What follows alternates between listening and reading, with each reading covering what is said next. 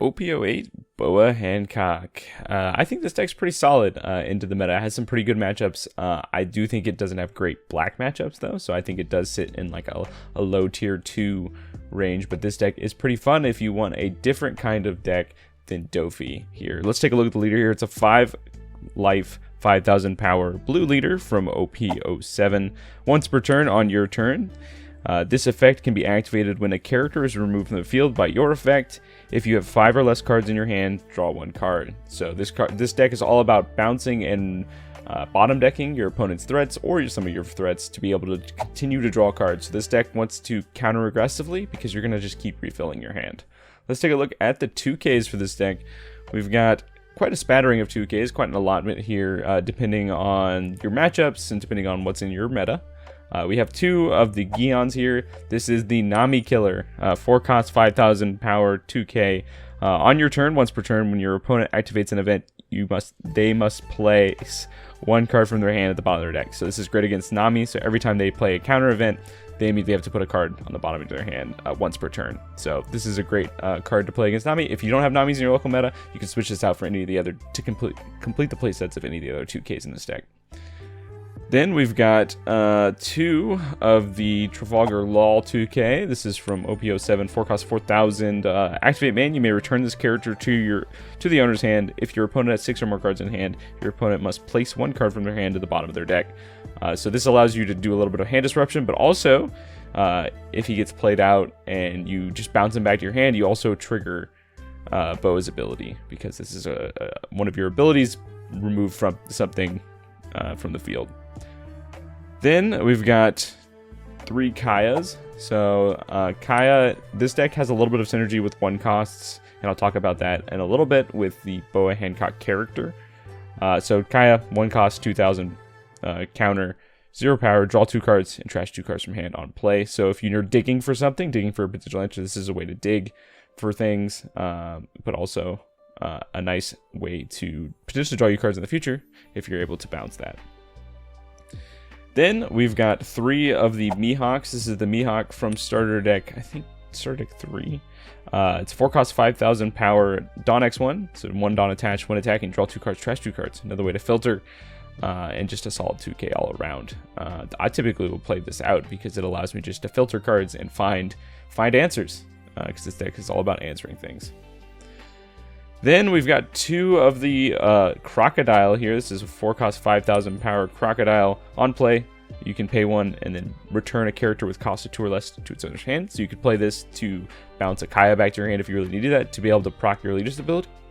You can also use this as a 2K. And since it is a 7 Warlords type card, this does synchronize with Jinbei. So these 3 cards here can be put into play with Jinbei. Next, let's move on to the Searcher of the deck. Obviously, you've got a lot of great targets in this deck, so you need to find them, and that is with Sengoku. On play, it's a 1 cost, 2,000 power. On play, look at the top 5 cards of your deck, grab a 7 Warlords type character card, or type card, and add it to your hand, and then the rest on the bottom. So this can find your Jinbeis, this can find your Boas, this can find some of your 2Ks. Just a great all-around card. And it's a 1 cost again. 1 costs are important. I'll talk about it in just a second. Alright, next is the Doflamingo blocker. This is the 3 cost, 4,000 power Doflamingo blocker. Comes in, lets you look at the top 5 cards of your deck, rearrange them if you want to put them on top or put them on the bottom. Lets you decide what you're going to be drawing on the next few turns. So just another great threat, also just a blocker. This deck is pretty blocker light. This is the only blocker in the deck, so it's a good card to have and play out. This can also come in to play off Jinbei. Speaking of Jinbei, the man of the hour is here. This is the 4 cost Jinbei from OP07. This is a solid card right here. 5,000 power, 4 cost, 1K counter. On play up to 1 7 Warlords type character card with a cost of 4 or less from your hand. So you play him out, he plays something else out. He can play out any of these 2Ks here. You can play out the Doflamingo. Just a solid way to kind of fill up the board, right, for the mid game, and then prepare you to just pressure down your opponent as you remove their things. Then, in situations where Jinbei is defeated or killed, you can play Gecko Moria. Here's a 4 cost, 5,000 power Gecko Moria. On play, Add up to 1/7 Warlords or Thriller Bark Pirates type character with a cost of 4 or less, other than Gecko Moria, from your trash to your hand. So this can buy back a 2k. So one of the neat combos is Jinbei into Moria into buy back a 2k. You can also buy back the Jinbeis to keep doing nonsense like that. Just a great card to have. Then, going into a little bit of the combo of the deck is Boa and this next card here. Boa is a 6-cost, 8,000 power character, no counter, but on play, up to one of your opponent's characters, other than Monkey D. Luffy, cannot attack until the end of your opponent's next turn. So stuns the character, and then place up to one character with a cost of 1 or less at the bottom of the owner's deck. So you can either bottom deck one of your opponent's 1 cost to trigger Boa's ability, your Boa Leader ability, but you can also do this to your own 1 cost if they don't have any targets. So you can bottom deck Senjoku's or Kaya's to be able to draw a card. So once they've already come down, done their effect, you can bottom them and draw an additional card. Great way. This is great. Has a ton of power. Also just stops an attack and just kind of builds a board presence. Then we've also got running Jozu. Jozu's from OP08 here. 6 cost, 7,000 power, 1k counter. On play, you may return one of your characters other than this character to the owner's hand. Then you can return up to one of your opponent's character, or return one character with a cost of 6 or less to their owner's hand. So pull him into play, bounce one of your 1-drops back to your hand, so you can play them again, triggering Boa's ability, and then you get to bounce one of your opponent's cards that cost 6 or less back to their hand. Nice little Tempo Swing, 7k attacker, which is really great because that requires at least 2 cards from hand on attack. Next, to move into a little bit of the utility cards here. We are a blue deck ultimately, so we're going to be running Pudding. We're going to be running 3 Puddings here. Pudding is a great option into decks like Black Yellow Luffy, Anel, basically decks that like to get very large hand sizes. Pudding kind of knocks them down a peg. We're going to be drawing a lot of cards in this deck, so we're going to see our Puddings pretty often. Great card to play. Then our top end, we've got a split of 2 and 2 with the Kaidos. We've got the Secret Rare Kaido from OP05. 10 cost, 12,000 power.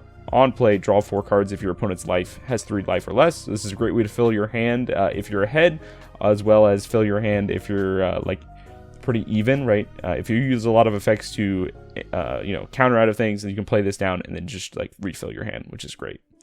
We're also running the Bounce Kaido. So this is 10 cost, 12,000 power Kaido from OP04. On play, return up to one character with a cost of 8 or less, and then up to one character with a cost of 3 or less to their owner's hands. So you can play this out, bounce a big threat and a little threat, and then have a 12k body on field. This is a nice tempo play as well.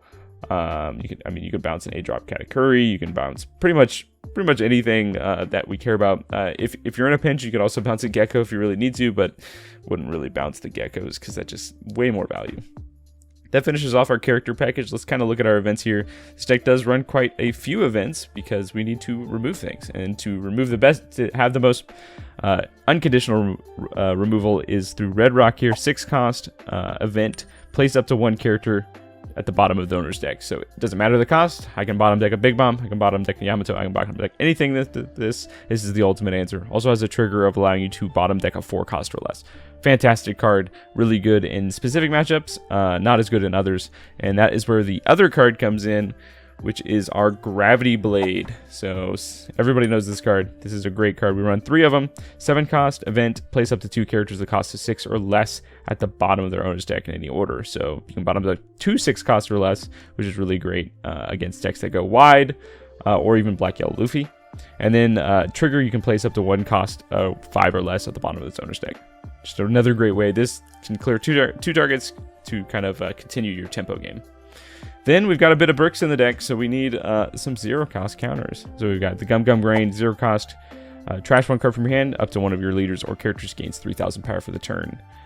Then it also has a return up to 1 2 cost or less. That trigger's not as worth it, but we can pitch out some of these events from our hands, some of these high cost no counter cards to be able to counter out of things. Then finally, for those matchups where you just want to squeak out a win, we've got Perfume Femur here. 2 cost, select one of your 7 Warlords type leader or character cards, gains 2,000 power, and then if the selected card attacks during this turn, your opponent cannot activate Blocker. If you hand it out of life in a matchup where you don't need it, it does draw you 1 card off of a trigger, but ultimately you can use this to close out games if your opponent potentially blockers up, because your leader 7 Warlords, so you can do it on your leader. You can also use it onto quite a few of your own characters as well to finish off the game.